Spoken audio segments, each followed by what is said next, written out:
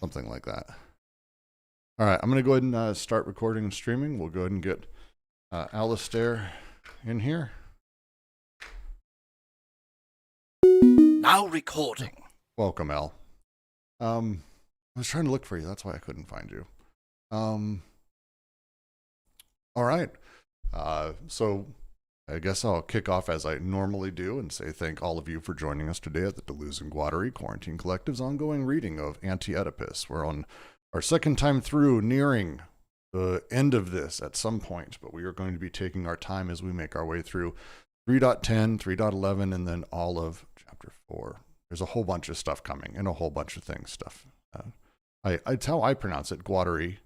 Guattari is another one, but it's Guattari, I believe. Varun, you're the Guat. What? You're the Guat guy. How do you pronounce it? Guattari. Guattari. Guattari. Deleuze and Guattari. Yeah, I'm not going to do that. So it's Guattari for me because I anglicize and ruin everyone's names, especially if they're French. But we'll be making our way slowly through 310. And as we do, as we did last time, we will be doing a big, gigantic review. So if you have major questions as we go through all of this, please don't hesitate to drop comments in the chat. Let us know, raise your hand. We're happy to have discourse and discussions over all of this, especially some of these things as they start getting more and more complex. I'm also streaming the PDF if you need to read along. Any things before we get started over what we'd been reading through up till this point, or should I just make my way on in? Which chapter are we on again? Or like subsection? 310, bottom of 249 on my copy. Yeah, no, I mean, we could just give a summary of what we've been talking about so far. Well, that's a lot. So I don't mind doing that. Yeah, no, let's give it a top line and see if we can push through, because we're going to end up doing one or two reviews of this entire thing. So at this point, we're having a chat about the shift in how production is decided, how desire is manipulated, how inscription works within this entire setup. So as we talk about capitalist inscription and representation as a thing, how it works inside of production overall, there's a lot of stuff that they start getting into. Most recently, we spent, I think, a half hour to an hour having a discussion about the shift from desires being a thing that are immediately sort of gratified over the course of the sort of three socius. We have the prehistoric, the primitive, where our desires are sort of up against the real. It's imminent to our experiences. We have our filiative and our alliant, the people we choose to be around or are tied to, or the family line, the people we actually produce ourselves. Those lines are ultimately the matrix that our desires sort of are acted upon or play within. As we move to the despotic, we shift to our filiative and our alliant lines, essentially going both through the man in charge or woman in charge, person in charge, godhead of the society. They're the ones who their desires and their wants are actually the most important thing to me. They're also the thing all alliances go back to and all filiative lines go back to, the mother of all, father of all, as well as the brother and sister of all. And as such, that shift causes a great deal of change in terms of how our desires are produced, how we are subjectivized, how the subject exists. Capital comes along and adds this other little bit, and it's not just money. Capital adds capital. And this is where we spent, I think, the vast majority of our time in the last few discussions, is talking about the shift from money as essentially commodity to money as capital. And that change that Marx goes over and the discussion they have, the shift of how capital as a secondary abstraction of production, how it plays within societies, changes societies. And now our filiative and our alliant is all marked within capital, which is this non-qualitative, purely quantitative element that's deeply abstracted in the place of an economy, but also alongside a power structure. So their critiques of capital follow a lot of the stuff that we've read within Marx, and I think Deleuze does a lot of what he does with Marx as what he did with Kant, or what he did with other thinkers, and sort of takes them to another sort of level. But that's more or less how we got to where we are as a tiny sort of version of it. And it's an incredibly complex section, so it's hard for me to sort of minimize into a tiny bit. Varun, you want to take a crack at it?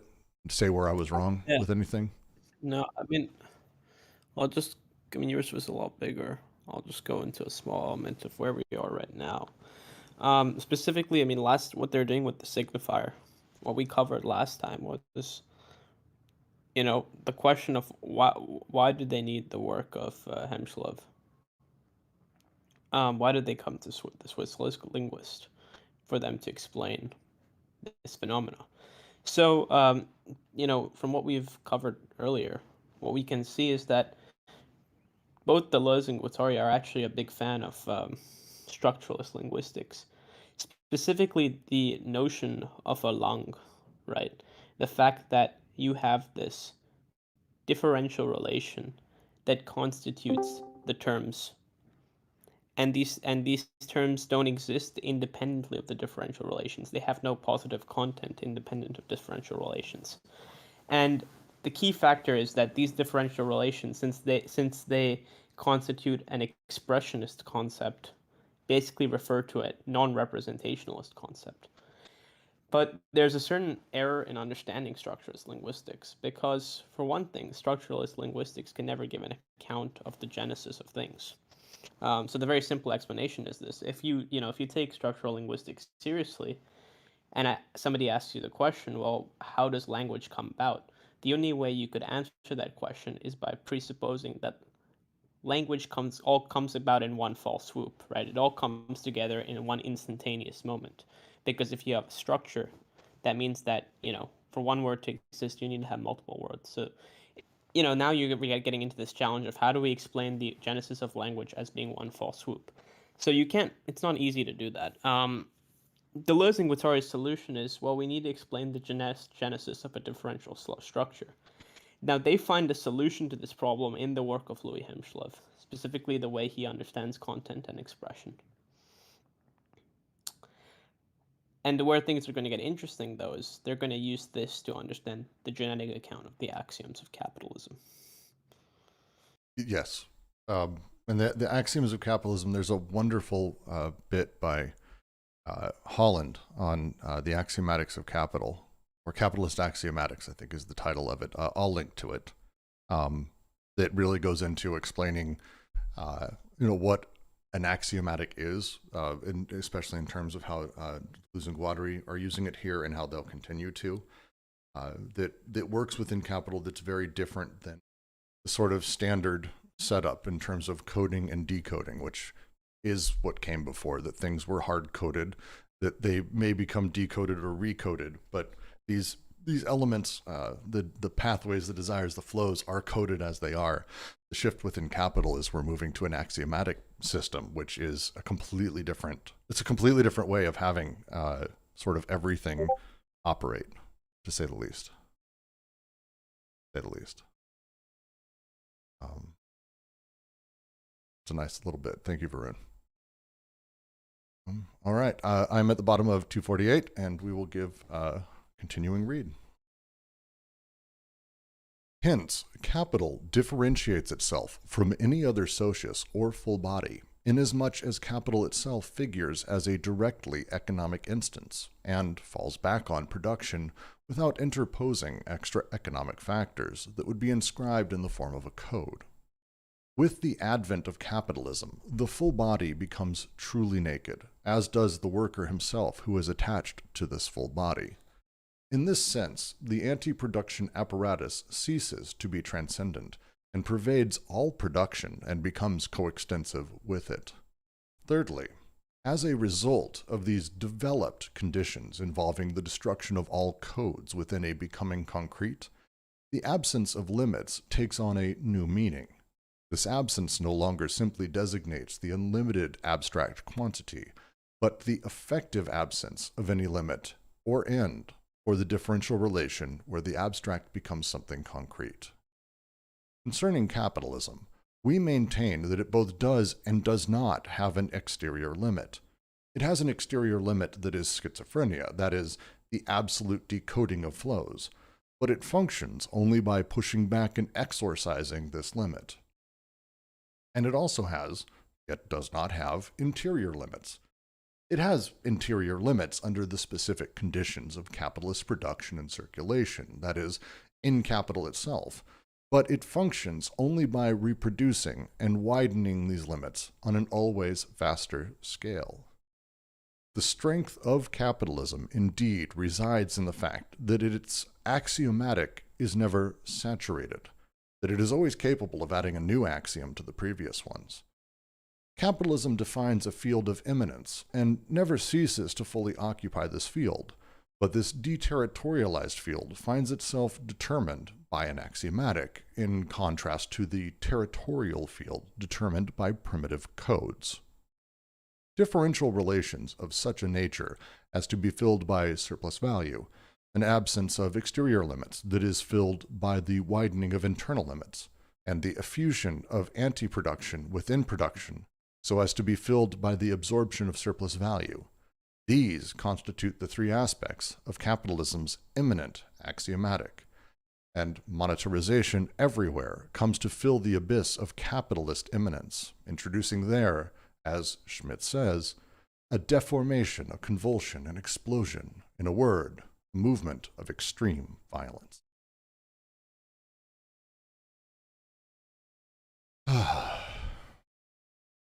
Where should we start?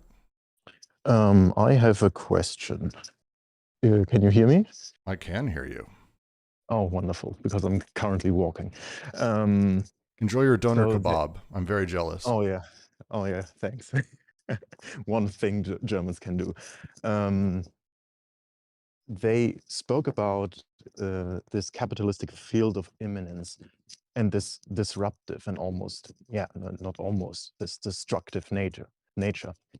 Does this mean then that capitalism is just constantly instantiating quasi-transcendentals, so to speak, in opposition to immanence, but is not really establishing a real transcendent, no form of identity or something like a concept or a notion?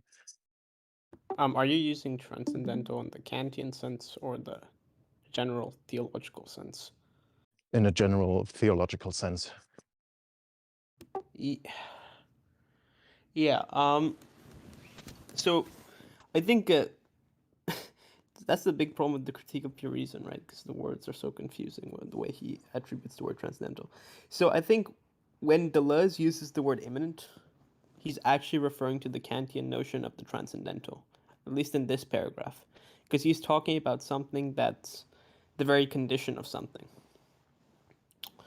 Okay, that's that.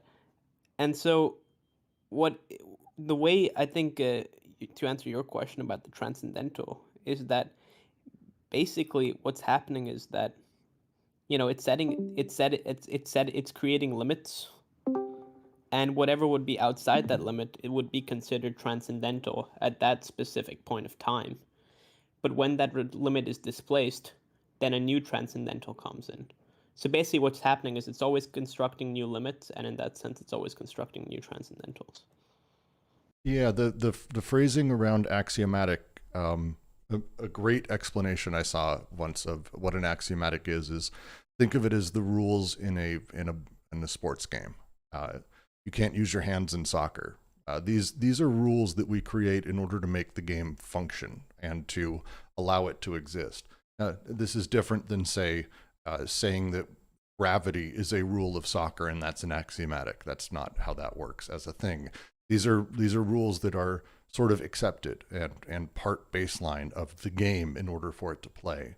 With that, the way that we handle axiomatics and that imminent axiomatic of things, I think this is, I would say yes to what Triad's saying, that we're talking about, little elements of constantly quasi-transcendental, which I really like that sort of phrasing of it, because they can die at any time and they only exist until capital doesn't need the axiom anymore or needs to layer on another one that deforms it on top.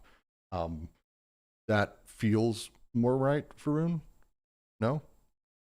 Yeah, I mean, because it is what there's so the whole notion with the way they understand the limit is in contradiction to Marx, right? Because for Marx, what the thing is that we the way workers are being treated, since workers are kind of the motor of capitalism, eventually these contradictions where the workers, the motor of capitalism is suffering the most, eventually that's an example of contradiction. Eventually these contradictions will lead to an overturning. For Deleuze and Guattari, the contradiction just leads to the creation of a new limit. And essentially what happens is you just get a new limit and a new limit and a new limit, each contradiction. So rather than having an overturning, you're displacing the limit in terms of what Deleuze and Guattari are saying. So, if you want to use the sort of theological sense of the word transcendent or transcendental, it would still apply. So what you would say is that when a limit is constituted, the constitution of a limit also constitutes a transcendent, which is, I don't know what you want to call it. In terms of like modality, you could say it's like a future possible state. But the thing about capitalism is it keeps going on to infinity with the limit. So, yeah. Well, and they're pretty clear when they say, and they have their three aspects of capitalism. I mean, I should clarify though. Okay. There are two limits. There's not, there are two limits that they're talking about. There's an interior limit, and there's an exterior limit. The thing about capitalism is it doesn't have an exterior limit. That's why, and I think I gave this example last time too, right? The way to, if you don't have an exterior limit, the way to think about it is like folding a piece of paper. A piece of paper is this infinite space, which depending on the number of times you fold it, you create new limits every time you fold it. So think about capitalism as this infinitely long piece of paper, where you can create as many limits as you want just by folding it, and you could keep displacing these limits by unfolding it. That's kind of what they mean when they talk about an interior limit. They're talking about a fold. Well, and the exterior limits, the way they're talking about it is when they say he's clear, schizophrenia is the exterior limit, but it's not a limit in the way that we talk about limits, because that's just sort of this natural end point, because at total schizophrenia and total disconnection with things. Natural. Natural's the wrong word. I know. I'm speaking more, how to put it. There's nothing that can exist beyond it. You're about to go plastic pills there for a sec. No. There's nothing that can go beyond the schizophrenic. It's when everything is hyper disconnected and nothing is connected. That's kind of the end of coding. Like that's just the way it is. So there's, I don't know how I'm phrasing that, but he does say, and maybe you can explain it better, or someone can, what the schizophrenic limit to capital actually means. I don't think we've seen it yet, though. That's the thing. Well, I don't think we've seen it. No, we haven't. But there is the absolute decoding of flows, and at that point, there is sort of a Well, didn't they already speak about this, like a chapter before that, maybe or 2 weeks ago when we read this, that the body without organs, or the oh no, it was not the body without organs, it was the schizophrenic, that is the total limit of capitalism, the total loss of every form of structure in this sense, or every form of analogous reasoning by creating new forms of connections, the total dissolvement into free association, so to speak.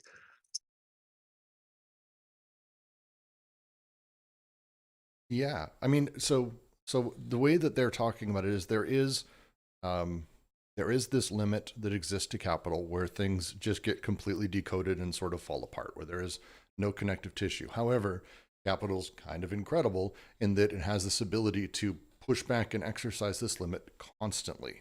It's able to constantly continue to push what a decoded nothingness or disconnectedness means by finding new axioms to justify X, Y, or Z and continue to push. We haven't seen this limit, like, and maybe we haven't experienced it, but this is there within Capital. And they're very clear about like their wording on this. They use it pretty regularly. Internally, the interior limits under specific conditions of capitalist production in Capital itself, but it functions only by reproducing and widening these limits on an always vaster scale.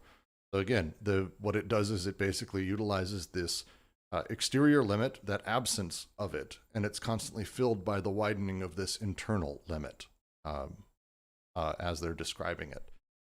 And that is, I mean, that's the first of the imminent axiomatics that sort of comes with being within Capital.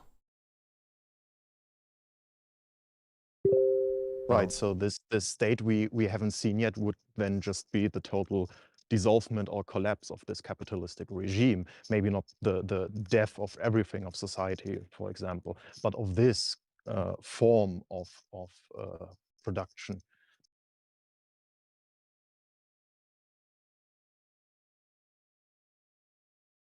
Because it stops having a trajectory. It cannot go any further. So by that, it just implodes or just erupts into like an entropy nova and dissolves into infinitely small bits. And it's so to what Varun was talking about, and you guys were talking about, this field of immanence that capitalism defines, that is, I don't know, it's difficult to sort of talk through. The nature of this field is put there by Capital, but Capital never actually takes up this field itself. Like, it's defined and put there with those sort of three axiomatics in this place of the axiomatics, but Capital's not within that, fully at least. Am I off? No, I guess you're not off, because to me it almost sounds like that Capital is a sort of parasite to this field of immanence that is, even though this whole metaphor in spatial terms is totally problematic, but it sits Now recording. on it and is sucking off this surplus values or creating it by constantly using this disruptive force of the field of immanence, this chaotic nature, or something that Michel Serres would call the noise. It's somehow controlling the noise on this in the dance over the volcano, and is by that, through this very risky objective, very successful, but constantly on the edge of collapsing or falling into the pit.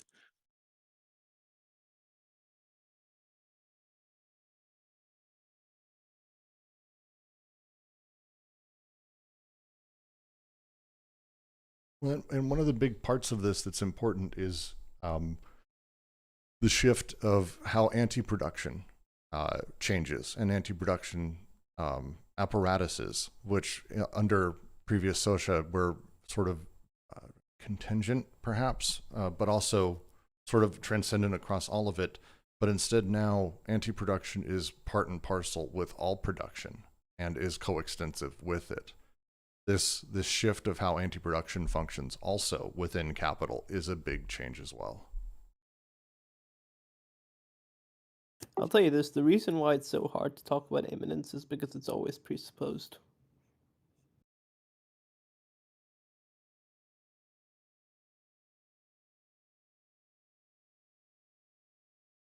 Hmm.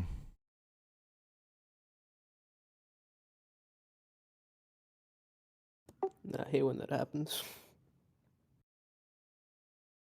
This video randomly turns on. Well, it's a tough one. Rakites asks, are axioms like legislation? Right? No, laws are a little different. Axioms are, when we talk about the immanence here, we're not talking about a thing that can exist after I've thought about stuff. Like, the whole point is that imminence is sort of up against the subject, is right there. So when we talk about these, they're not laws created by society that I have to then contemplate. They're things we sort of take for granted and assume about the society we live in. Within Capital, one of the really big ones is if you work hard, you can get ahead. That's a thing, not that saying pervades a ton, but it's a feeling also that we have is I need to be working harder. I need to be doing more. I am responsible for my own success. That mentality is an axiomatic inside of this. These rules of the game are what make things set up. They're, if you're dealing with someone who's on the right side of, or also on the left, I guess in America, the things they seem to take for granted and not really reconsider are axiomatic. They're the thing at the base level that sort of play within this imminent spot that are rules about society we don't really know that we know, I think would be a way to describe it. A law would be after the fact. That's a whole other thing. Laws may be part of or resulted from axiomatics, but they're not axiomatics themselves.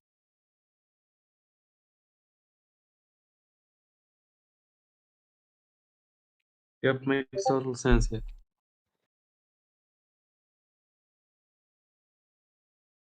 It's not subcomandante snow. It is like, is it like how you can say little green men but not green little men? Yes, it's emotionally that that just feels right. It just feels right. It feels weird to do the other thing. It's a lot like that, but more severe, I would say, but it's not far off emotionally from that, I think, reaction wise. And it's these, I don't find it as difficult to talk about the imminent because I think when we talk about just, stepping beyond the analytical analytically, it's difficult to talk about the imminent. But when we talk about the 3 steps, and they have here lined out, they say very clearly, like these are the 3 aspects of capitalism's imminent axiomatic, the parts of it. The first is that the differential relations of such a nature as to be filled by surplus value. To go back to the previous chapter, it's dx over dy, that the relations of that must be filled by surplus value. We have to, everything we do that conjugates needs to conjugate in a way that results in surplus value. And this is, again, imminent. So you go through your day, if you do something that doesn't have surplus value, you feel like you wasted your day. Then the next is an absence of exterior limits, that it is filled by the widening of internal limits. There doesn't feel like there's an end to things. It doesn't feel like there's a way we can stop.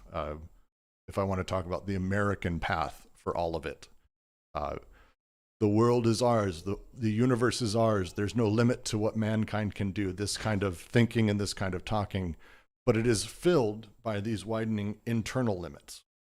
We don't see those exterior ones, but it's widening by these internal limits, these things we place within ourselves, within society, these widening of those internal limits. And the third is the effusion of anti-production within production, so as to be filled by the absorption of surplus value.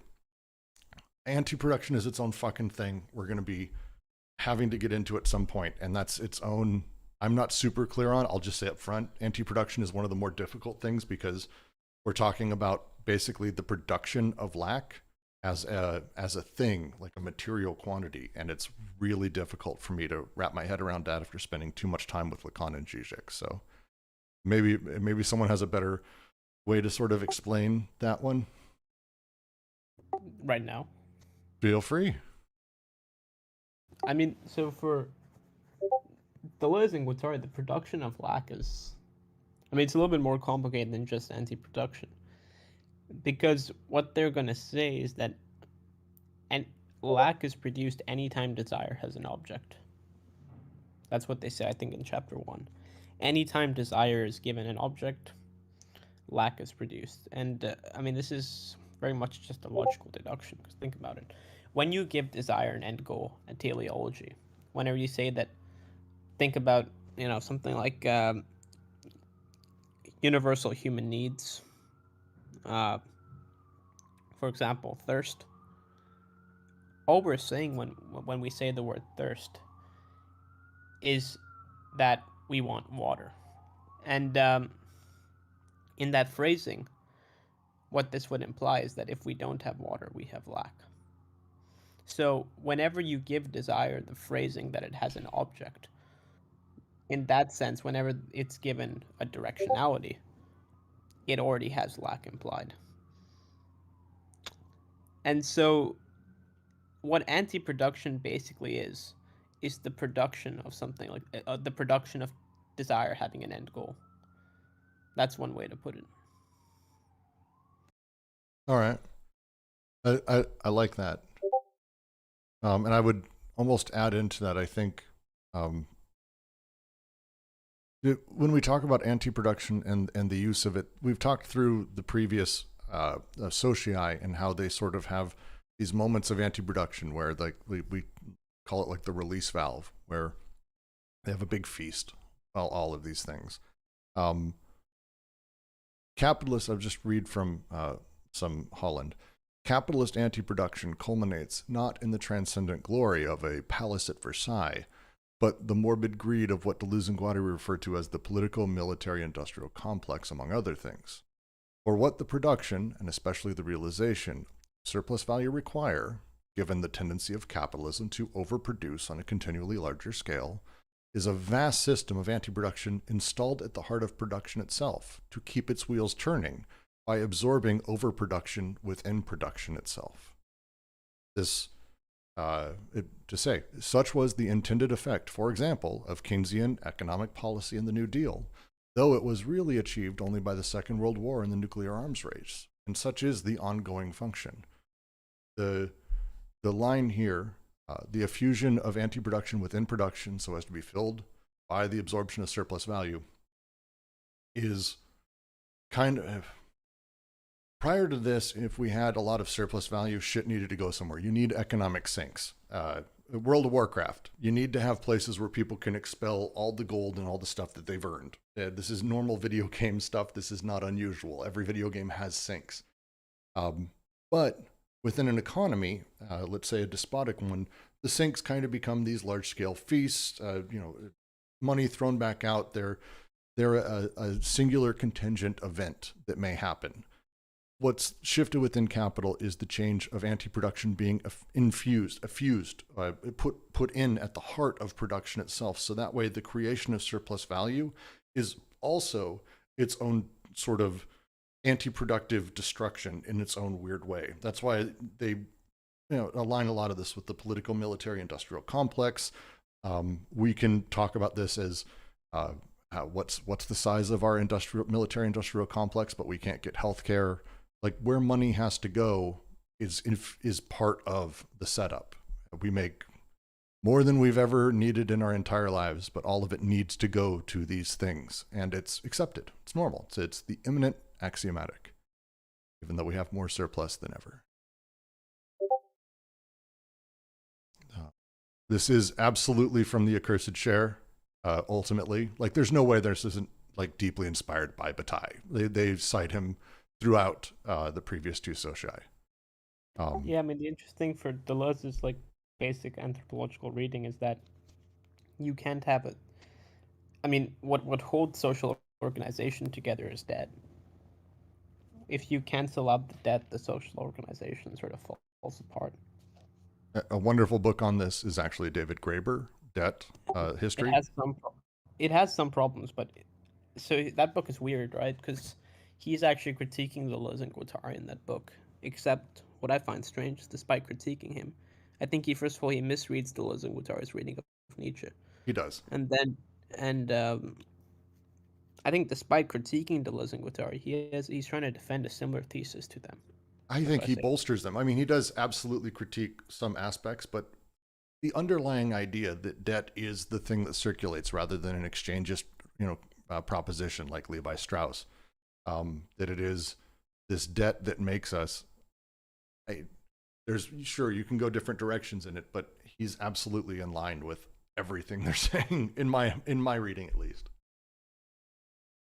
Yeah, I would agree with that, except I think that book has some problems in some of the universal claims it sometimes tries to make. But other than that, I would agree with most of it. Because if you can't, you cancel the debt, you kind of destroy, the economy in a way, which is a point that he makes. I think it's a very sound point, and Deleuze and Guattari have a very good argument for that too. Yep, fully agree. And so these three bits, these three elements of this imminent axiomatic, the way that now is just the way the rules are. These are the rules, not the laws. The rules are for the subject, for the person, for you, me. These are the three aspects. And monetarization everywhere comes to fill the abyss of capitalist imminence, introducing there this deformation, convulsion, explosion, in a word, a movement of extreme violence. It's built in. The violence is inherent in the system, as a line from Monty Python. I do want to get to the fourth characteristic here, so I'm going to go ahead and read the next paragraph, and we'll move to discussing that, because this gets a whole thing. There results, finally, a fourth characteristic that places the axiomatic in opposition to codes. The axiomatic does not need to write in bare flesh to mark bodies and organs, nor does it need to fashion a memory for man. In contrast to codes, the axiomatic finds in its different memory, in its different aspects, its own organs of execution, perception, and memorization. Memory has become a bad thing. Above all, there is no longer any need of belief, and the capitalist is merely striking a pose when he bemoans the fact that nowadays no one believes anything anymore. Language no longer signifies something that must be believed. It indicates rather what is going to be done, something that the shrewd or the competent are able to decode, to half understand. Moreover, despite the abundance of identity cards, files, and other means of control, capitalism does not even need to write in books to make up for the vanished body markings. Those are only relics, archaisms with a current function. The person has become private in reality insofar as he derives from abstract quantities and becomes concrete in the becoming concrete of these same quantities. It is these quantities that are marked, no longer the persons themselves, or capital, or your labor capacity. The rest is not important. We'll always find a place for you within the expanded limits of the system, even if an axiom has to be created just for you. There is no longer any need of collective investment of organs, as they are sufficiently filled with the floating images constantly produced by capitalism. To pursue a remark of Henry Lefebvre, sorry, I'm getting weird notifications. These images do not initiate a making public of the private so much as privatization of the public. The whole world unfolds right at home, without one's having to leave the TV screen. This gives private persons a very special role in the system, a role of application and no longer of implication in a code. The hour of Oedipus draws nigh. And if I'm real quick to ask, how do you pronounce his name? So I'm not an asshole. Is he the guy who wrote the Critique of Everyday Life? Yes. Yeah, I always just mumbled something when it came time to pronounce his name. Yeah. Lefebvre's. It feels like there's more than just Lefebvre there. Someone here probably speaks French. Lefebvre. Rocket Chest says Lefebvre, probably. Who knows? Yeah, but who knows? It's a complicated name. Okay, so this fourth characteristic that places axiomatics to codes. The axiomatic does not need to write in bare flesh. This is, again, a major shift in how inscription and recording works inside of Capital. There's some pretty... It's a great paragraph that if Deleuze could see social media now is all I can think during parts of this. There's a lot happening here. At this point now, where we are within Capital, memorization, these things, memory is a bad thing. There is no longer a need of belief. There's no need to know or believe in what is written. This is all gone. Instead, language now signifies something to be done. This shift To go to what Varun was talking about with the move towards bringing in Yelmslev is very indicative of this as well. The content versus expression, the change of how language operates, no longer something to be believed. It indicates rather what is going to be done in the line, something that the shrewd or the competent are able to decode and half understand. Such a great set of lines. Anyone want to jump in and give some thoughts on it?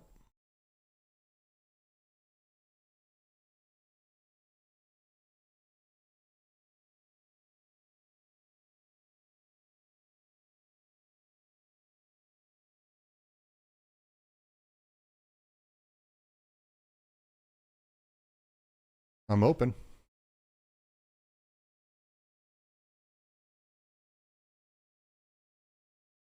So how do Deleuze and Guattari stand to concepts like identity, not in the sense of the opposition to difference, but personal identity or cultural identity?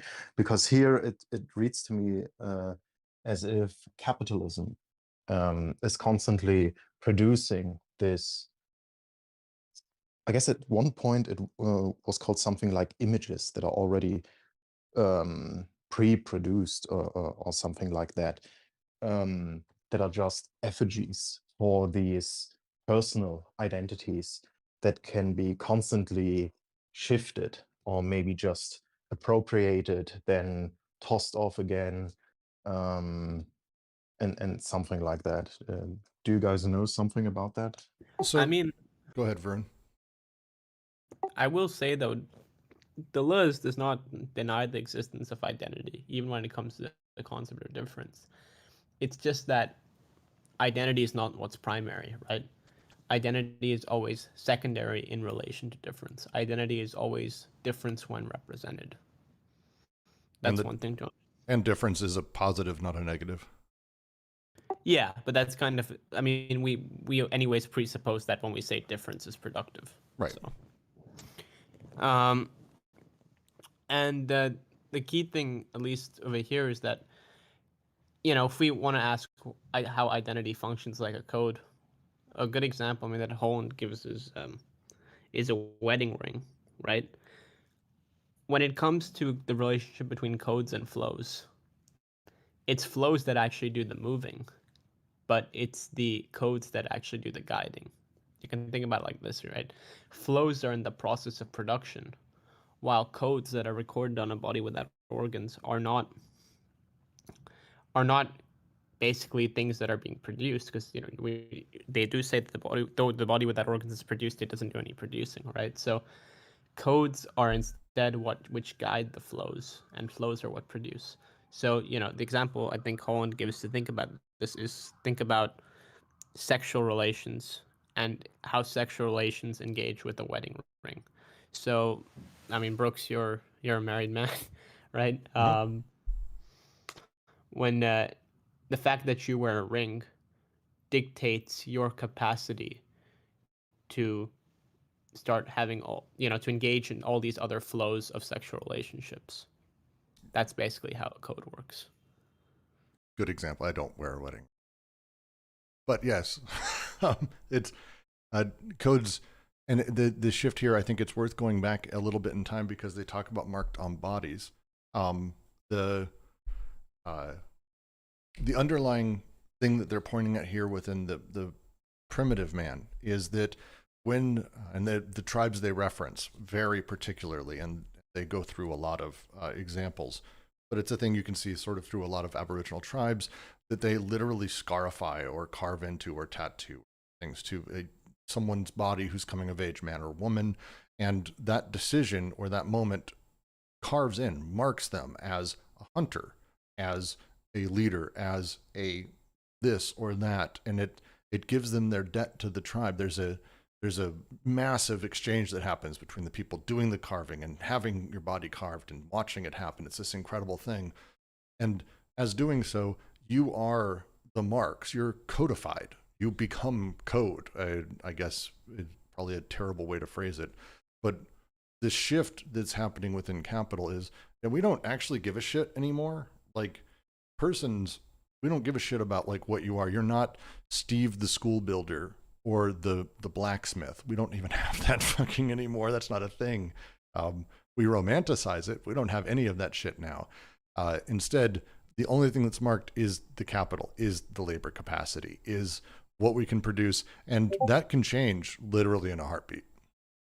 Like, it's like, oh, it's a coal mining town shut down. My family was West Virginia coal miners for 50 years, as multiple generations. That's an entire massive group of people who their entire livelihood shifted. Now their capital or labor capacity is shifted on. There's a whole change. And that change and that setup is a big shift when it comes to how we code people or how people have their debt to society formed. It's not that they're marked. It's the money is, the capital is. And we'll always find a place for you.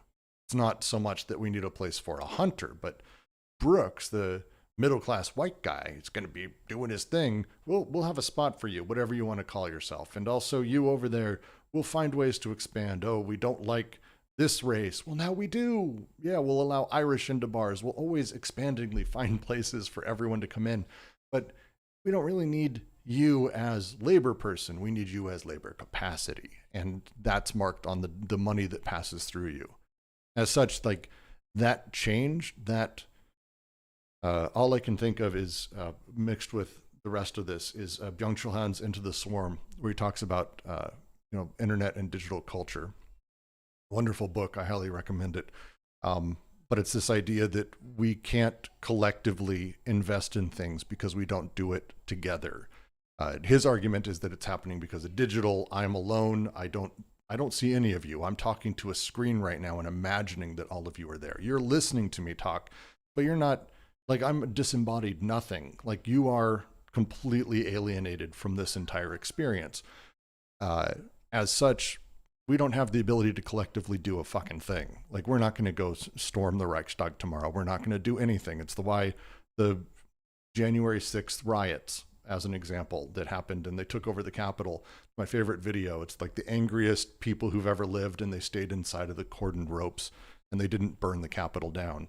Like, they can't do it because the quantities that are marked, not the persons themselves. The line here, there is no longer any need of a collective investment of organs, as they are sufficiently filled with the floating images constantly produced by capitalism. This is a complete change in terms of how the subjects interact with each other and with other people. This is a major shift. A major shift. And it's horrifying when you really start getting into it. But it's Henri Lefebvre, I'm just going to embarrass myself. Lefebvre's work is, I think, also pretty wonderful if you work in media at all. But he speaks to that same type of thing. Now I've depressed myself. Any questions, any thoughts here? Oh, there's pictures of... I'll take the Deleuze shoot. Is that Deleuze shooting a gun? That's like dapper Deleuze. Yeah, he's got a... I mean, see, the thing is, Deleuze... I didn't know he could do his hair. Well, it's that shampoo that they talk about in Anti-Oedipus. Well, young Deleuze looked like he was... young... Have you ever seen that movie, Les Samouraïs, starring Alain Delon? No. Yeah, Deleuze was... that's kind of his thing. That's how he was dressing all the time. But Deleuze wore a scarf even in the summer. That's one thing...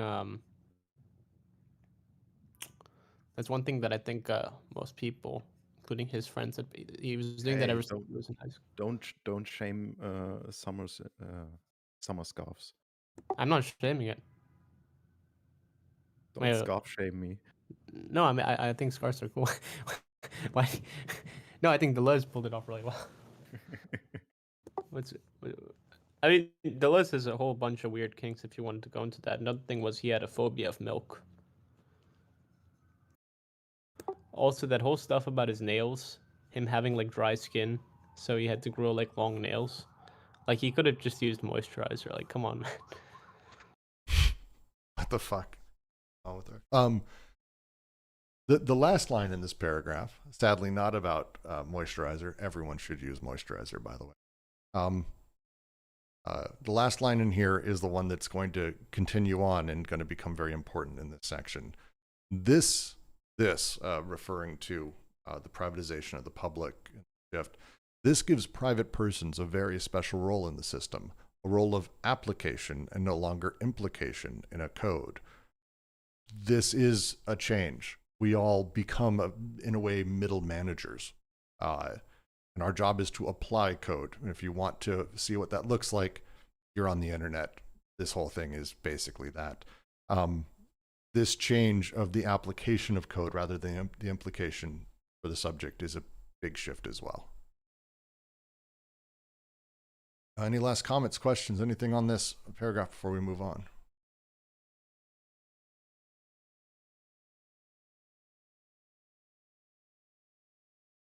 All right. Well, capitalism thus proceeds by means of an axiomatic and not by means of a code. One must not think that it replaces the socius, the social machine, with an aggregate technical machine. The difference in nature between the two types of machines persists, although they are both machines in the strict sense, without metaphor. Capitalism's originality resides rather in the fact that the social machine has for its parts technical machines as constant capital attached to the full body of the socius, and no longer men, the latter having become adjacent to the technical machines, whence in fact that inscription no longer bears directly, or at least in theory, has no needs of bearing directly on men. But an axiomatic itself is by no means a simple technical machine, not even an automatic or cybernetic machine.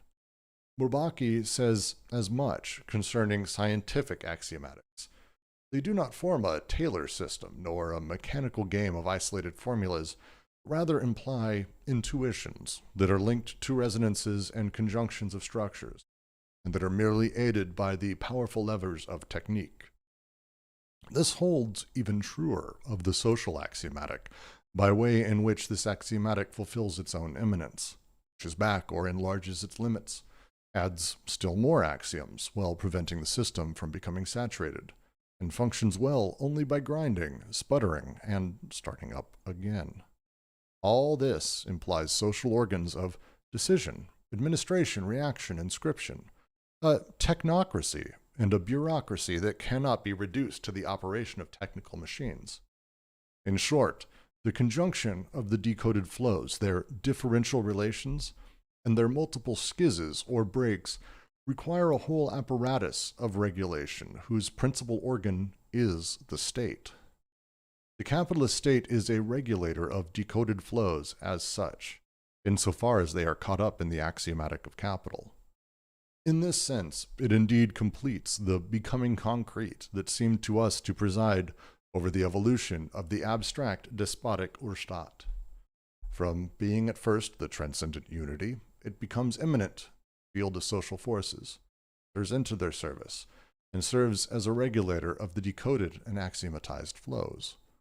The capitalist state completes the becoming concrete so fully that, in another sense, it alone represents a veritable rupture with this becoming, a break with it, in contrast to the other forms that were established on the ruins of the Urstaat.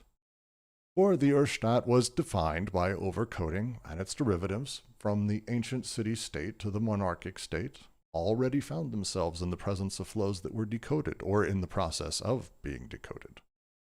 These flows, doubtless had the effect of making the state more and more immanent and subordinate to the actual field forces. But precisely because the circumstances were not right for these flows to enter into a conjunction, the state could be content to save fragments of overcoding and of codes, to invent others, and by marshalling all its forces, was even able to prevent the conjunction from taking place.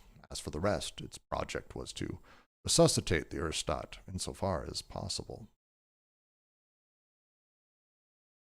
The footnote from Bourbaki's pretty fantastic. Nicolas Bourbaki is the pseudonym of a group of French mathematicians who are known for their work in the theory of sets and for their advocacy of an axiomatic method which, quote, allows us, when we are concerned with complex mathematical objects, to separate their properties and regroup them around a small number of concepts, that is to say, using a word which will receive a precise definition later, to classify them according to structures to which they belong. In this way, they propose to elaborate a language of mathematical formalization capable of integrating different branches of mathematics. Really interesting way of thinking about set theory. So, a lot said there in that gigantic paragraph again. Start with just questions. Rim Baudrillard. Would this apparatus not exist in purely capitalist market-driven societies? Does the state emerge out of the fragments of its overcoming?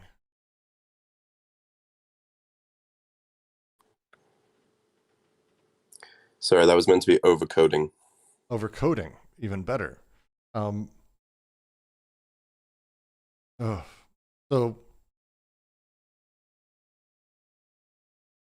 I have so many answers, and I'm trying to figure out how to even start.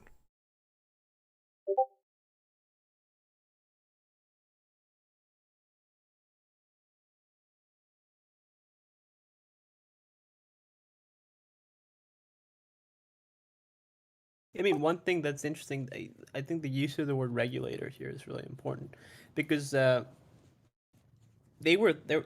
One of the things that they mentioned in the previous sections was the way coding functioned in the socius, right? The way kinship relations were organized in debt, in terms of, you can talk about the debt relations that organized the kinship relations, which held that the distinction between political economy and familial relations were basically non-existent.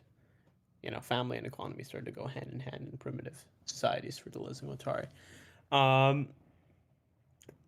They mentioned that the coding operations that took place on the primitive socius were in fact regulations done to prevent the breakdown of these, or to prevent the decoding operation and the resulting axiomatics that would occur if coding did not take place. So there's a very interesting theory that, primitive societies had systems that made sure things like the economy that we have today never came to be.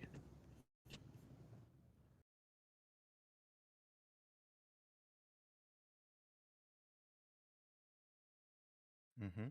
And so the capitalistic state is controlling this decoding of flows again, Yeah. and it is almost like a machine or some kind of particle in this field of imminence that is around it, creating a swirl, so to speak, so it can accumulate at least the energy of these decoded flows. And it's quite interesting because I'm currently reading a book by Josef Vogel. He is some kind of the Deleuze expert in Germany. He translated also Difference in Repetition in the 80s or in the 90s, and wrote a lot about or on Deleuze.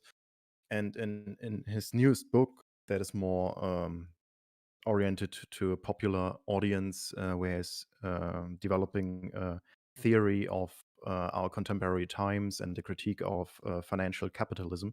He's describing in an historical manner how, especially in the EU, the financial capital overtook every form of production more and more, and even the form of traditional or the functions of a traditional state, so it can, in this very concrete manner, open up the floodgates for its own capital flows, or maybe create boundaries for other for other alternative forms of regulating these flows. So they are constantly trying to expand their reach in this very destructive manner.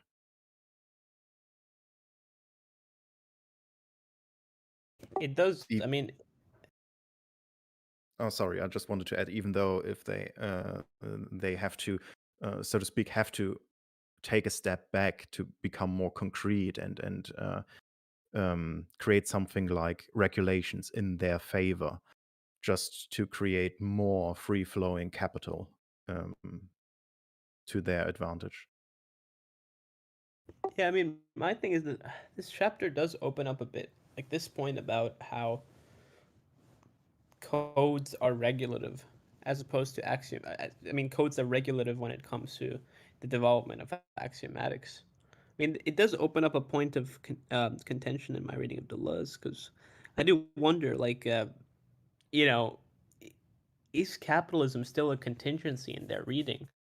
Because if you look what they're doing, I mean, perhaps somebody can help me out here if I'm misreading here, because it seems like they're working backwards. And they say that when they open up with their thesis on what universal history means, it's a process of working backwards from capitalism.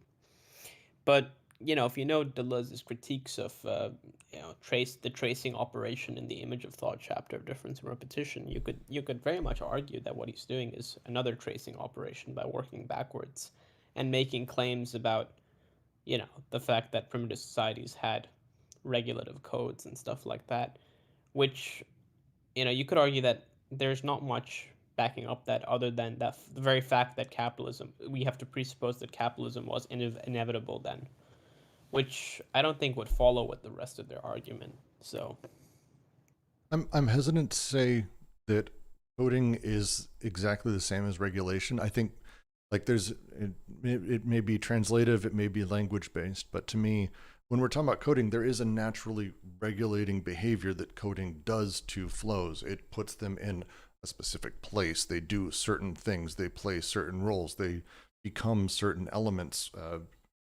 Decoded flow doesn't have any semblance of that. It's sort of naturally regulative to have code as a thing.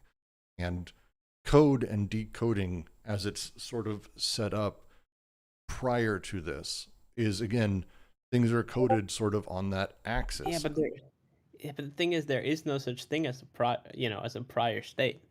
It's not like we have a flow and then a code, right? There's nothing one that comes first. They're both reciprocally determined, which I would say makes the universal history thesis particularly challenging. I don't know. It's just one problem that I've had. I mean, desire does come before coding. I disagree. I don't think desire comes before coding. How could coding come before desire? Well, here's the thing. So what Deleuze and Guattari say about this, I mean, this is very much like, the chicken and the egg situation. It's not that you have one first and then the other. It's that, because if you say that desire comes before code, you imply that desire has some sort of natural bend to it.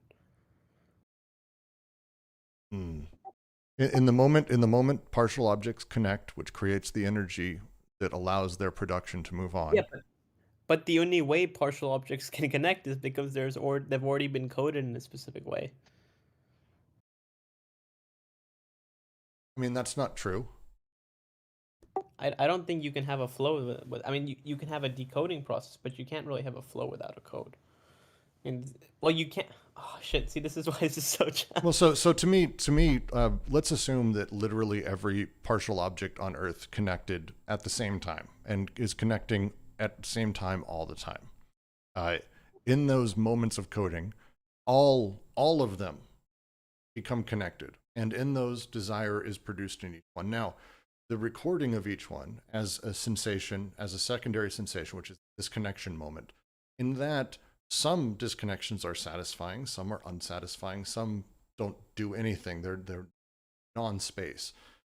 In that single movement of connection disconnection that happens, you would have the immediate coding of some of these things as being satisfying, but there's still the desire element that isn't coded yet. It's not coded until it makes its way through to sort of that point where the subject, just prior to the subject being created, the disconnection and the recording on the BWO that creates what the code is for that bit of desire.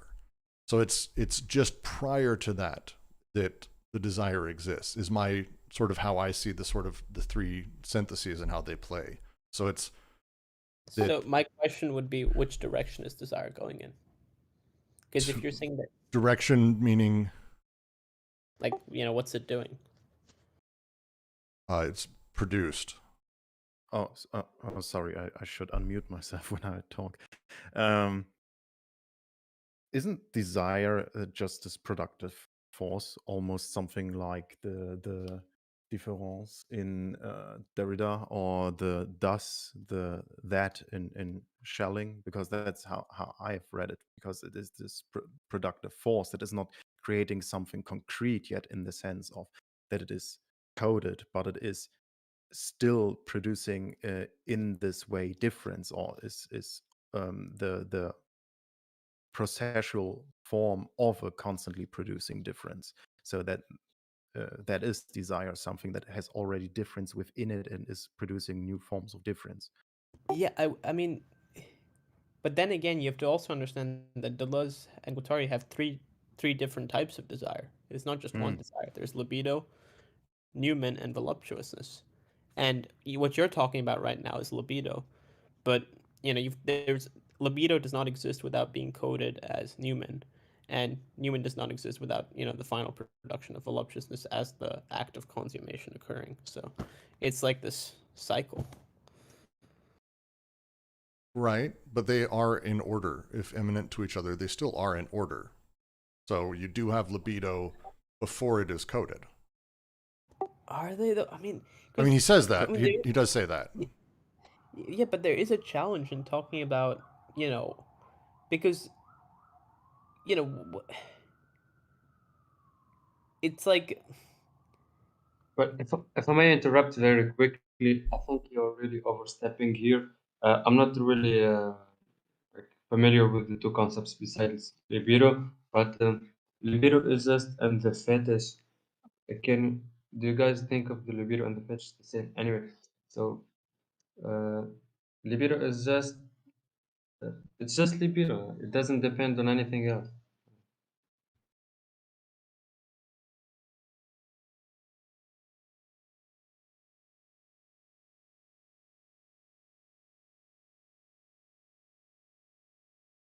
That's how I read it too. That libido is created in the connection, sort of. Again, all of these are imminent and layered to each other.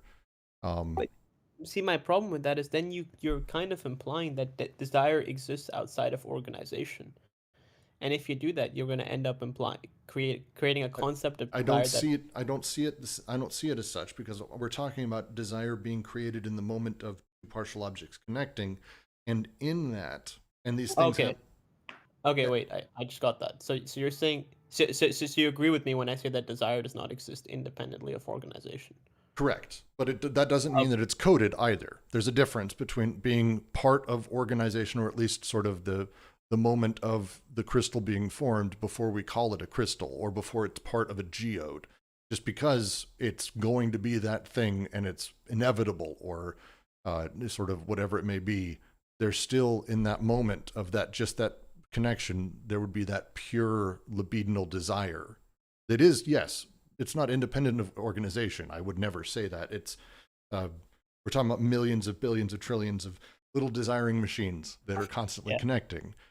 But at some point, yes, they become something larger, and that is where we start having the determinate moments of coding, where the partial objects connected, mommy breast, baby hand, mommy breast, mommy warmth, my cheek, whatever, those partial objects for a baby, these create a matrix of understanding that slowly start forming the BWO, slowly start allowing me to create difference, to experience it, and to contrast my life with everything, my experience with everything around me, and define things out.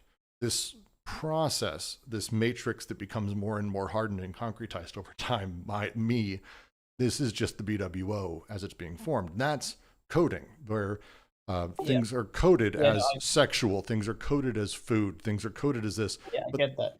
But they aren't that when they're just partial objects. Yeah, I will just clarify. I think for Rocket's test, I don't think that libido exists independently. As soon as you say libido exists correct me if I'm wrong, is that what you said? Because if you say libido exists independently, you're gonna you're going to reinstitute lack into libido. So libido only exists in a certain organization. I mean, the disagreement that me and Brooks are having right now is where does coding take place in this process? But no, Brooks, I get your argument. I'm gonna have to reread chapter 1. Yeah, no, and this is not just like, I'm a little bit talking out my ass somewhat because, again, I don't have the tracks of knowledge in some ways, but there's a great deal that I've really enjoyed written on this from a few different authors who pointed me towards this. And I think this is generally, as we've been doing the Logic of Sense reading, there's a great deal of, I find, commonality behind the work there as well as DNR. So, I mean, it's a thing we should discuss. But where this applies here, and let's carry it forward, because you and I, we can debate often.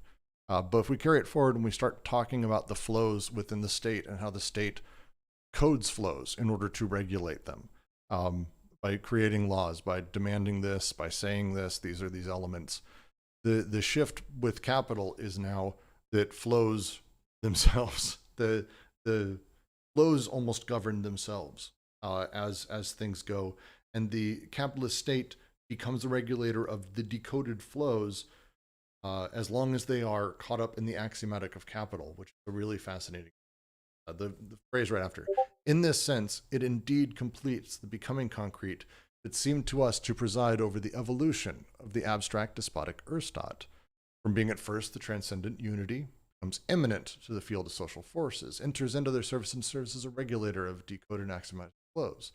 Capitalist state completes the becoming concrete so fully that in another sense it alone represents a veritable rupture with this becoming, a break with it, in contrast to the other forms that were established on the ruins of the Erstat. For the Erstat, defined by overcoding and its derivatives, from the ancient city-state to the monarchic, already found themselves in the presence of flows that were decoded in the process of being decoded.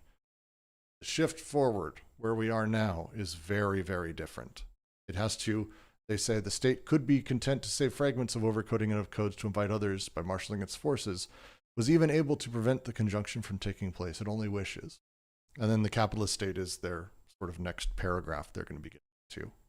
The shift from deregulating through code through ultimately regulation of axiomatics is an interesting phrasing. By the way, Brooks, I need to get back to class. You do that. Sorry, I gotta go. Have fun. Okay, ciao. Anyways, sorry I had to leave Uh, early. If I may respond quickly, after a second thinking, you're not really overstepping, but long story short, that's the part of like our psychology that we can't penetrate, and that's like the beauty of creation, if you might say, like things that make us, that makes humans and civilization, are those things, and we can't really figure them out. They're complex systems. Yeah, no, I mean I guess there's a strange freedom in that I think Guattari would agree with. Yes, he There's would. there's a freedom in the indeterminacy of our concepts. Anyways, see you guys.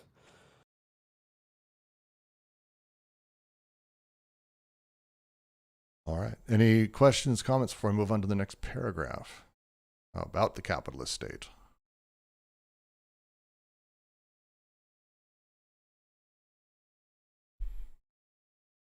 Yeah, so we're going to be moving on. The Erstat, its movement, how it's shifted over time. They talked about this in the Erstat section. We went over it a few times. That the Erstat, this kind of idea that has been broken over time and downtrodden and shifted where it becomes, how it changes through all of the different forms, and ultimately we've only ever really had one Erstat, one state that is constantly and is kind of slowly being destroyed until capital. And then now we are with the capitalist state is in a different situation. It is produced by the conjunction of the decoded or deterritorialized flows, and is able to carry the becoming imminent to its highest point only to the extent that it is party to the generalized breakdown of codes and overcodings, and evolves entirely within this new axiomatic that results from a hitherto unknown conjunction. Once again, this axiomatic is not the invention of capitalism, since it is identical with capital itself. On the contrary, capitalism is its offspring, its result. Capitalism merely ensures the regulation of the axiomatic. It regulates or even organizes the failures of the axiomatic as conditions of the latter's operation. It watches over or directs progress towards a saturation of the axiomatic and the corresponding widening of its limits. Never before has a state lost so much of its power in order to enter with so much force into the service of the signs of economic power. And capitalism, despite what is said to the contrary, assumed this role very early. In fact, start from its gestation in forms still semi-feudal or monarchic, from the standpoint of the flow of free workers, the control of manual labor and of wages, from the standpoint of the flow of industrial and commercial production, granting of monopolies, favorable conditions for accumulation, and the struggle against overproduction. There has never been a liberal capitalism. Action against monopolies goes back, first of all, to a time when commercial and financial capital is still allied with the old system of production, and when nascent industrial capitalism can secure its production and its market only by obtaining the abolition of such privileges.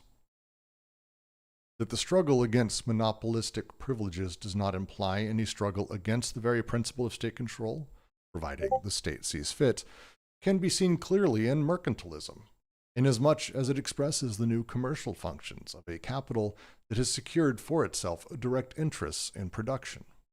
As a general rule, state controls and regulations tend to disappear or diminish only in situations where there is an abundant labor supply and an unusual expansion of markets.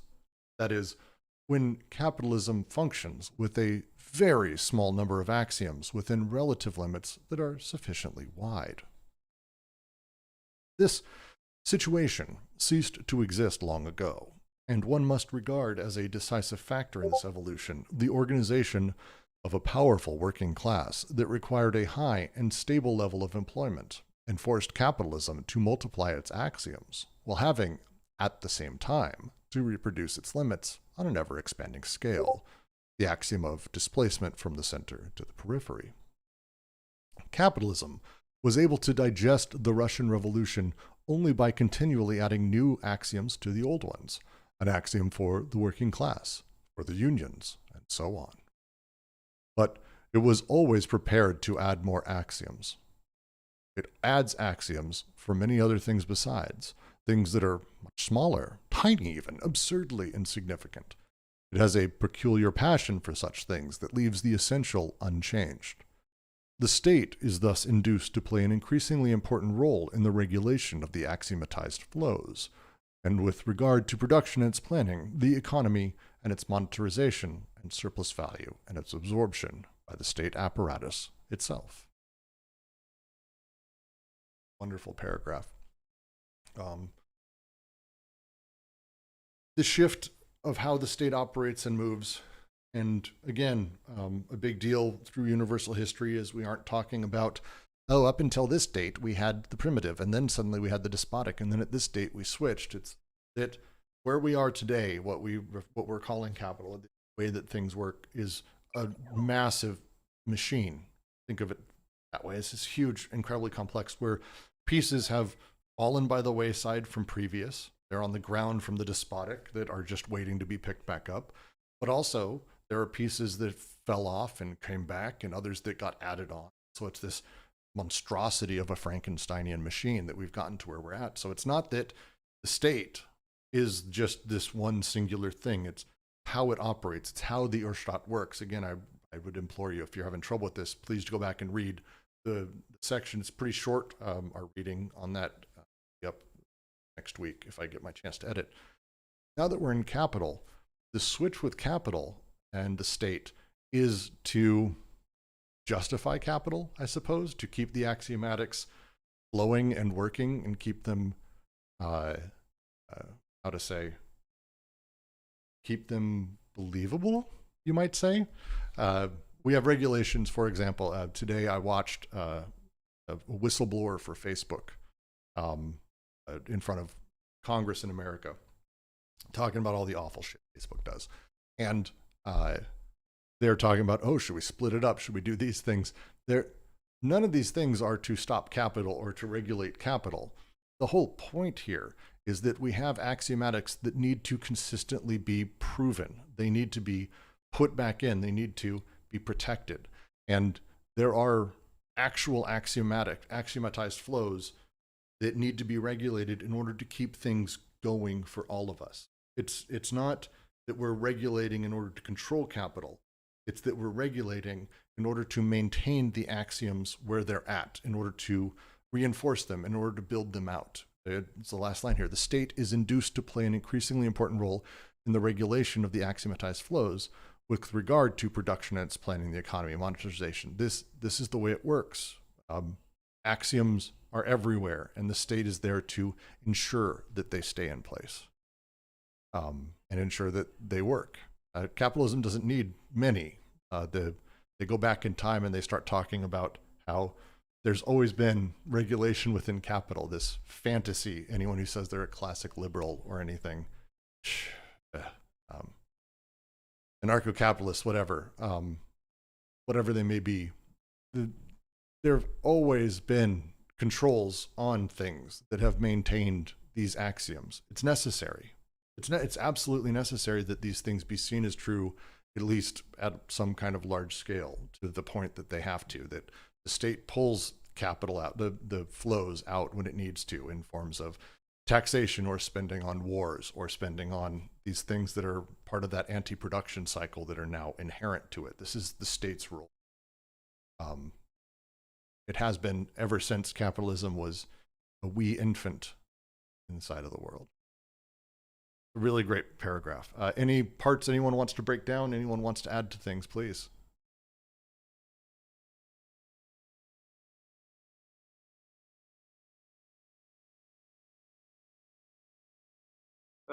Would you just check that tweet I just sent? It's a very quick video. It's about Boris Johnson talking about. No, just see it quickly. I think it's a good add-on. Boris Johnson, when asked about spending plans and plans to cut taxes, Boris Johnson responds, as the great Tunisian scholar and sage Ibn Khaldun pointed out as early as the 14th century, there are plenty of taxes that you can cut which will actually increase your revenues. That's 14th century. That's early. Some early capitalism right there. Good link. And it's spot on talking about this, that this is not any new thing. This is as far back as early mercantilism, which I think is around that time. If you want to expand on it, feel free. But I think I go for it. No, only thing I gotta say is about the previous paragraph where Deleuze was talking about. Sorry for the noise. Deleuze was talking about technocracy and socialism. So, and I think there's a schizophrenia right in the core of society where we just try to make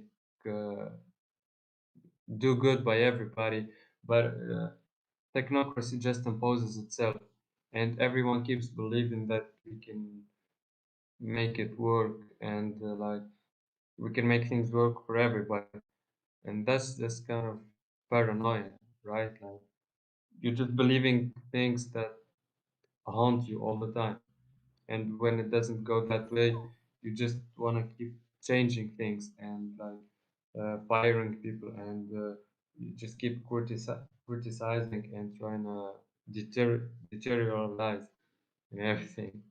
So that's, you can describe that as schizophrenic, right? So I think I would say I don't think what you're saying is necessarily off. I think I would add some tweaks. So like the way that people demand knowledge or these axioms is very much towards the paranoiac, because the number one thing a paranoiac wants, it's not so much a paranoiac in the sense of like believing weird, dumb shit, but it's the demand personally towards specificity, concretization, and knowing. It's the demand towards knowing. The paranoiac axis on the paranoiac schizophrenic axis is that of specific, knowing, defined, tight little simple things. Everything can be totally knowable, like a logical positivism almost gone amok, empirical scientificism, whatever it may be. Know everything. Schizophrenic is much more of, specifically in the way we're talking about it, much more of the allow free connections wherever they are. We don't really know where there is no structure. It's kind of the other pole. When we're talking about axioms, axioms are knowing how society functions. And there's I mean, America suffers from this. The West suffers from this drastically. I have less experience in other places, so I can mostly only talk towards my own experience on that. But, you know, Boris Johnson is a phenomenal example. So is Trump. So is everyone who supported the right, but also Biden and, you know, the pseudo left of wherever we are in the West. The things that are underlying it is they'll say things that are, I don't know, on their face, batshit nuts. The police are there to protect you. The military are heroes, things like that. That these are completely, these are the axiomatics. These are the rules of society that we sort of are agreeing to, and this is, it's these tiny little bits. It's why capitalism, and it's the end of the paragraph here, was able to digest the Russian Revolution. Did this by adding new axioms to the old. They were still dealing with capitalism. They weren't communist. They were still going through this because capitalism was still part of that. And suddenly they had to add an axiom for the working class. And then they added it for unions. And then they added it for this and this and this. Capitalism doesn't mind adding like billions of axioms. In fact, there's a perverse joy it gets, and capitalists get, and people get out of having more and more and more. The hyper definition of things, again, towards the paranoiac side of things. So the state now, and it ends here, the state is thus induced to play an increasingly important role in the regulation of the axiomatized flows with regards to all of these things, ultimately absorption, but monetarization and all of that. And the axiomatized flows, these things that are no longer coded, they're whatever they need to be based on axioms that we all kind of sort of agree on or more or less exist prior to us. This is the shift of where our desires go within capital. This is a big sea change in terms of, you know, my desires are what they are in the primitive. They're determined by survival, and I need to have my daughter or my mom, or we need to have food, and I have my family. We have our alliances because we need more people to deal with. There's complexity there. That's my matrix. All my desires butt up against those things. They're pretty imminent. As we move through, they become more and more disconnected. So at some point, I'm still dealing with the despot who's my father and also alliant, like all of that. But there's still that connection, me to them, me to the person, me to God, me to the Pharaoh, me to the Godhead. Now it's, I am an individual, but I don't matter. I don't. There's always a place for me. They will always find a place for me. But my desires and the things I want no longer are going to the thing. Instead, they are immediately decoded and recoded as capital, and that's it. So desires outside of that now get moved around based on axioms, not any impetus or push behind them. And this is, again, a fucking huge change in terms of why flows happen the directions they go.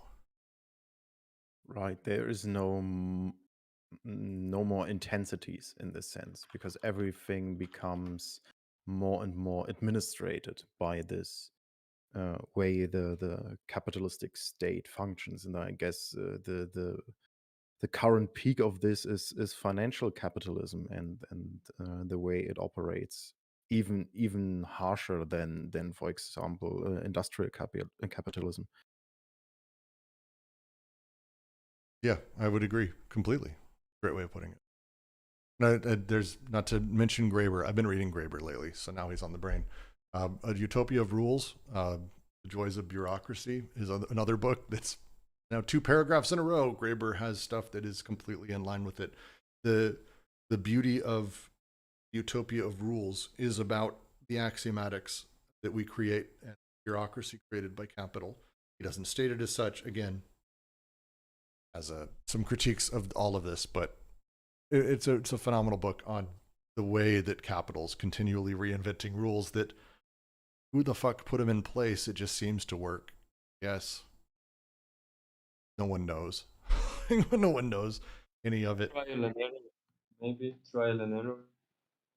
I wouldn't even say it's trial and error. A great example would be modern monetary theory. If you want to really piss someone off in economic circles, mention modern monetary theory. Now, the reasons they give are things that we assume to be true, sure, but there's literally no reason to believe that it's bad. Like we can't know because we just kind of make the shit up, and we have our axioms of how all of this is meant to function. A great example, someone who on Twitter said this as an example of a great example of an axiom, is when we have the discussion that there are homeless people or people starving. As a society, we choose to have that happen. We don't think of it as such because the axiomatics that flow around us say you have to be able to afford a house. If you don't afford a house, you're homeless. You need food. Here's where you buy food. Here's how it works. You need these things. The problem is that there's no reason why people should starve. And when you chase those things down, like, hey, but there are kids that are starving. Is it okay for kids to starve? Like, no, but that's just the way it has to be. Is like the way that people. This is axiomatic nailing, like to a T. That is peak schizophrenia. Like that's schizophrenia at its most like obvious. Well, in the world of AO, they would say that that's more the paranoiac. It's still disconnected from reality, but for sure, demanding knowledge and sticking to that knowledge in lieu of literally anything else or to anything else is paranoiac par excellence, for sure. So it's phrasing is tough because when we talk about like schizophrenia as an actual clinical condition, that's not what they're talking about here. Like they're utilizing schizophrenia in the early parts of this book to talk through the way that people create subjectivity in the process. So they utilize the paranoiac and the schizophrenic as examples. They're not demanding that we be schizophrenic. They're not saying schizophrenia is good. And they're not really talking about schizophrenia as we know today. At the time that this book was written, I believe it was very standard for autism to be considered a schizophrenic category. I mean, I don't think any of us put that in there now, nor do actual therapists, people who work in the space. So there's language has shifted a bit over time, but yes, I would say it's broken and disconnected from reality, if that's what you're saying, Rocket Test, completely. Yeah. Okay, one last comment is that you said in our society we feel like we don't matter. It's true, we get humbled by money and capital, but in the like essence of our society, in the Western world especially, like Marx said, individualization is the right to not care about others. It's not only that no one cares about me. It's that you don't care about others, and it gave you the right to not care about others. And what else? And in the essence also of the Western society is the concept of humanism, and that a human can attain God status and become maybe half God, or transcendentalism in the usual sense. So there's that contradiction also, I like which that. is paranoid by excellence. I like that a lot. I think I would say in our society, it's less that we don't have to care about others, because I think that puts an onus on the subject that I don't know if I think this happens pre-subject. I think people don't have to care about others. Again, the way that coding works within roles and within society, and let's say prehistory, the first socius, the Earth, My desires tend to match those directly around me, especially family and those in my tribe, my alliances, because they have to. I am doing a role. I deal with people direct. I am one cog in a machine. I am part of that. Over time, the subjectivization switches. Under the despot, I'm ordered to do X, Y, or Z, but at least God's picking me to do a thing. So I'm less concerned at this point with others, but it's not out of realm. The way subjectivity is created under capital is completely broken apart. My subjectivity, my role in society, my desire, who I am, my identity comes kind of after the fact. It's determined by capital.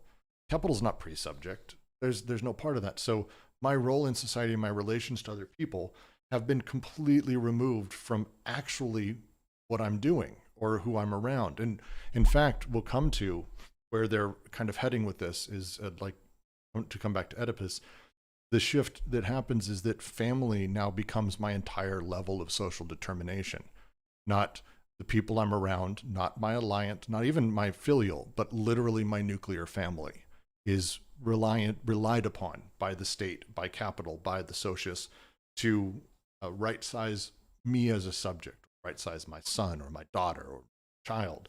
Like who I am in relation to everything is that tiny little family, that little bit. And that shift also is a big one.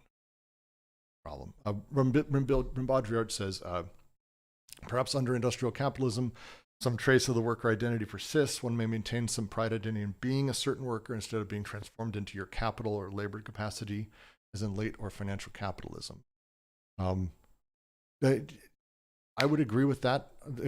Like it's my immediate reaction is yes. I know again, I go with my grandfather, and I know I'm older than a lot of you, so maybe great grandfather for some people who were born in like the early 1900s or just prior. The way that they talked about work, the way they talked about what they did is different drastically. I'm 40. I'm not super old. I'm old enough. My grandfather would be in his late 90s now. No, he'd be old. But the time was different under industrial capital. And industrial capital was very different. And I think they sort of trace through how those things happen and they switch.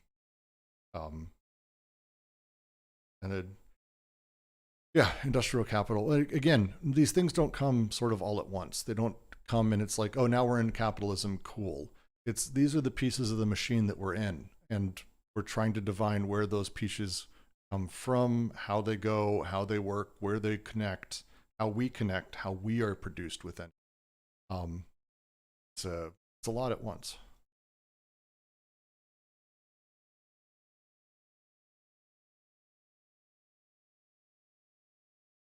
Let's see. I think we can do one more paragraph here because it's a little bit more on the regulative nature of the state before we move into class. Because one of the things they're really trying to get at is one of the reasons that there is no class solidarity. And there can't be. For capital, it's an issue. So let's go ahead and dive into the next paragraph and continue moving forward. The regulative functions of the state do not imply any sort of arbitration between social classes. That the state is entirely in the service of the so-called ruling class is an obvious practical fact, but a fact that does not reveal its theoretical foundation. The latter is simple to explain. From the viewpoint of the capitalist axiomatic, there is only one class, a class with a universalist vocation, the bourgeoisie. Plekhanov notes that the French school of the 19th century, under the influence of Saint-Simon, should be credited with the discovery of class struggle and its role in history, precisely the same men who praised the struggle of the bourgeois class against the nobility and feudalism, and who came to a halt before the proletariat and deny that there can be any difference in class between the industrialist or banker and the worker, but only a fusion into one and the same flow as with profits and wages. This proposition contains something other than an ideological blindness or denial. Classes are the negative of castes and statuses. Classes are orders, castes, and statuses that have been decoded. To reread history through the class struggle is to read it in terms of the bourgeoisie as the decoding and decoded class. It is the only class as such, inasmuch as it leads the struggle against codes and merges with the generalized decoding of flows. In this capacity, it is sufficient to fill the capitalist field of imminence. And in point of fact, something new occurs with the rise of the bourgeoisie, the disappearance of enjoyment as an end, the new conception of the conjunction according to which the sole end is abstract wealth and its realization in forms other than consumption. The generalized slavery of the despotic state at least implied the existence of masters, and an apparatus of anti-production distinct from the sphere of production. But the bourgeois field of imminence, as delimited by the conjunction of the decoded flows, the negation of any transcendence or exterior limit, and the effusion of anti-production inside production itself, institutes an unrivaled slavery, an unprecedented subjugation. There are no longer even any masters, but only slaves commanding other slaves. There is no longer any need to burden the animal from the outside. It shoulders its own burden. Not that man is ever the slave of technical machines. He is rather a slave of the social machine. The bourgeois sets the example. He absorbs surplus value for ends that, taken as a whole, have nothing to do with his own enjoyment. More utterly enslaved than the lowest of slaves, he is the first servant of the ravenous machine, the beast of the reproduction of capital, internalization of the infinite debt. I too am a slave. These are the new words spoken by the master. Only as personified capital is the capitalist respectable. As such, he shares with the miser the passion for wealth as wealth. But that which in the miser is a mere idiosyncrasy is the capitalist, the effect of the social mechanism of which he is but one of the wheels.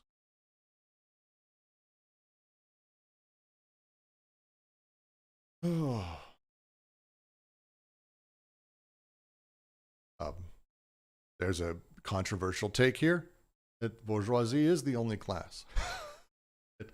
There's a lot that happens here, and a lot to sort of break down that I'm not, again, going to pretend that I'm an expert in, but I do really enjoy this idea of the flatness almost of capital, that the slavery to the system exists, and that the bourgeois, as being those that are responsible for finding ways to de-stratify, to decode, to destroy, to deterritorialize, that's their job. They're the only class as the struggle against codes emerges with the generalized decoding of flows. They are sufficient to fulfill the capitalist field of eminence. A lot of this, again, intuitively feels pretty wonderfully spot on to me. I really like it. And not in a, oh, I pity the rich man kind of way, but in a, they are wheels. That's not far off from my experience of some of them. Please, any thoughts, comments, questions on this paragraph? This will be it, so let's finish the discussion and move out. This will be how we finish out is this paragraph.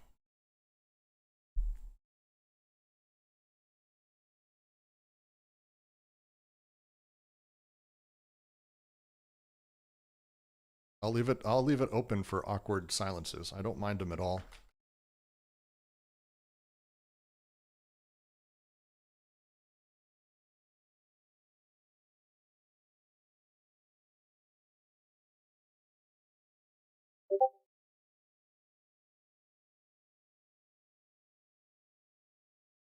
You're fine, Subcommandante. No one has to talk. It's more just me trying to force people to, because it's fun.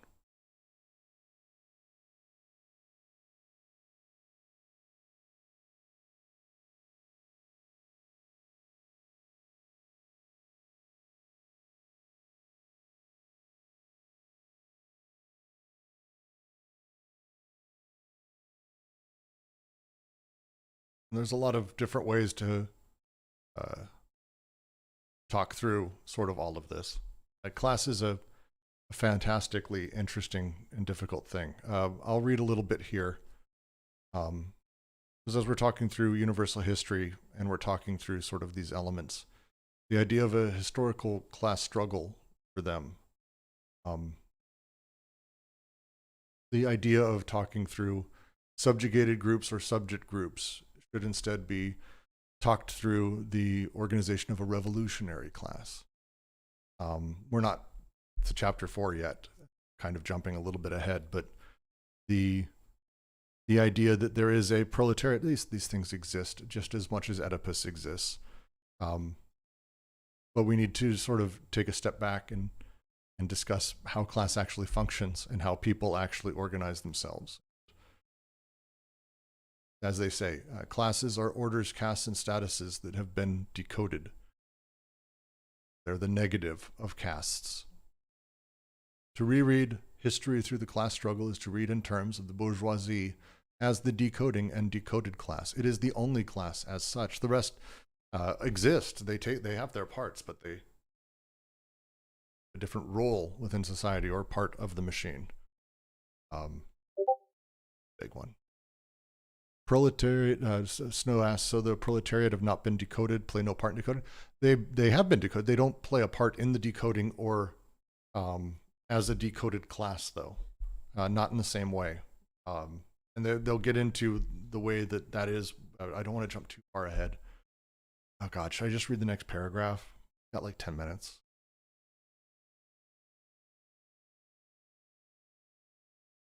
Yeah, I'm just going to do that. We're just going to move to the next paragraph because it kind of explains what you're asking and saves some time. It will be said that there is nonetheless a class that rules and a class that is ruled, both defined by surplus value, the distinction between the flow of financing and the flow of income and wages. But this is only partially true, since capitalism is born of the conjunction of the two in the differential relations and integrates them both in the continually expanded reproduction of its limits. So that the bourgeois is justified in saying, not in terms of ideology, but in the very organization of his axiomatic, there is only one machine, that of the great mutant decoded flow, cut off from goods, and one class of servants, the decoding bourgeoisie, the class that decodes the castes and the statuses, and that draws from the machine an undivided flow of income, convertible into consumer and production goods, a flow on which profits and wages are based. In short, the theoretical opposition is not between two classes, for it is the very notion of class, insofar as it designates the negative of codes, that implies there is only one class. The theoretical opposition lies elsewhere. It is between, on the one hand, the decoded flows that enter into a class axiomatic on the full body of capital, and on the other hand, the decoded flows that free themselves from this axiomatic just as they free themselves from the despotic signifier that break through this wall of a wall, and begin flowing on the full body without organs. The opposition is between the class and those who are outside the class, between the servants of the machine and those who sabotage it or its cogs and wheels, between the social machine's regime and that of the desiring machines, between the relative interior limits and the absolute exterior limit, if you will, between the capitalists and the schizos in their basic intimacy at the level of decoding, in their basic antagonism at the level of the axiomatic. Whence the resemblance, in the 19th century socialist portrait of the proletariat, between the latter and a perfect schizo.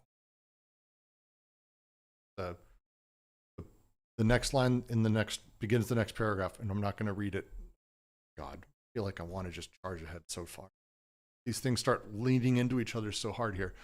The next line I'm just going to say, that is why the problem of a proletarian class belongs first of all to praxis.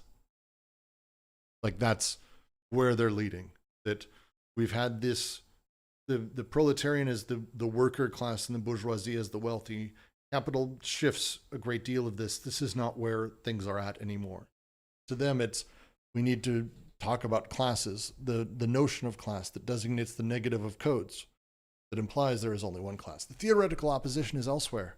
It is between those, the decoded flows, that enter into a class axiomatic on the full body capital, those people who accept this.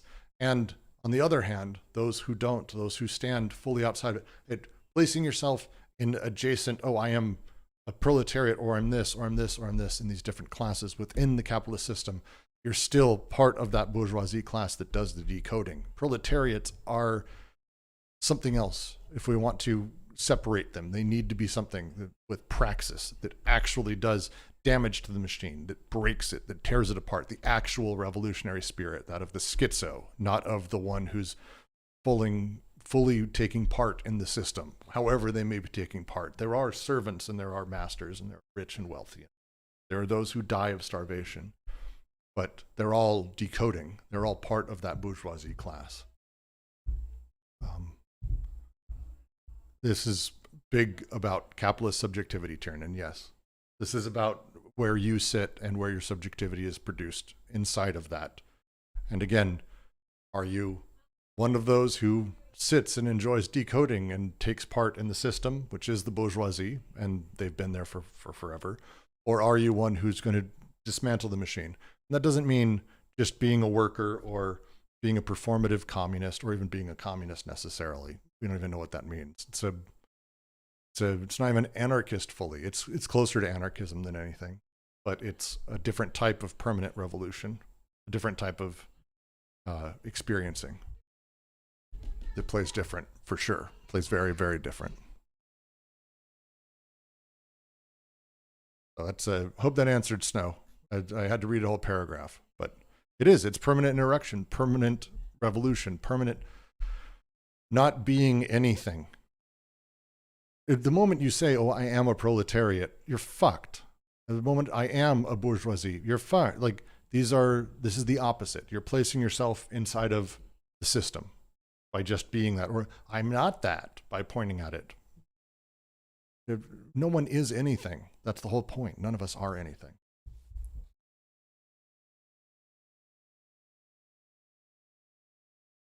The line spoken by the master that they quote in here, I too am a slave. It's new words spoken by the master. It's a great line.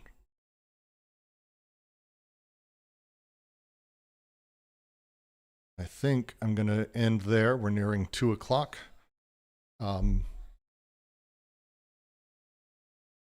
Any comments, questions, things here?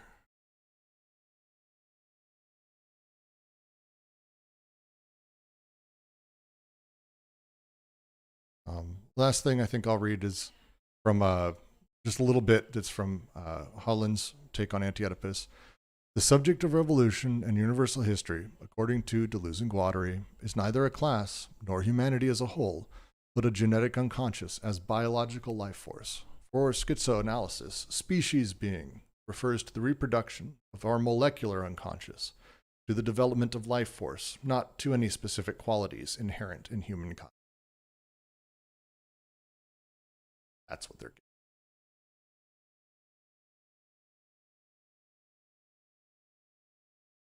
With that, I think I'm going to go ahead and close out the recording today. Thank all of you for joining us. It's been wonderful.